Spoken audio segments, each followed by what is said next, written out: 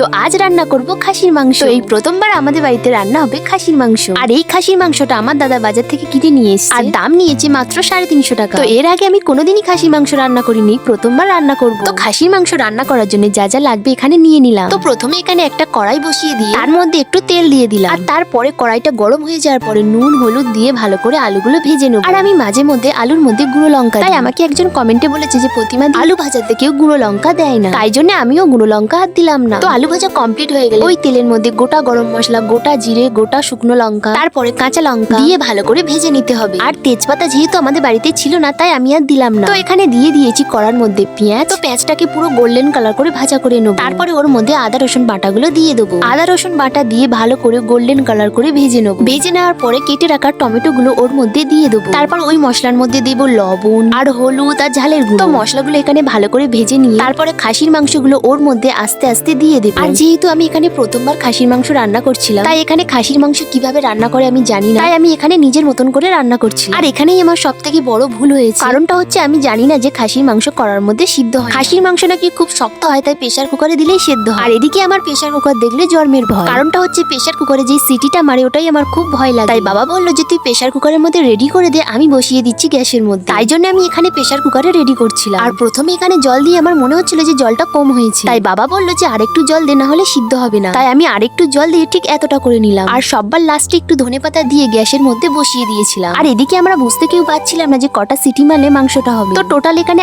8টা city মেরেছিল, তারপরে মাংসটা হয়েছিল। আর মাংসটা দেখে তো জাস্ট আমরা অবাক হয়ে গেছি যে এত সুন্দর একটা কালার এসছে, কি বলবো। আর খেতেও খুব স্বাদ হয়েছিল। তো দেখা হচ্ছে নেক্সট ভিডিওতে। আজকের মতন টাটা বন্ধুরা।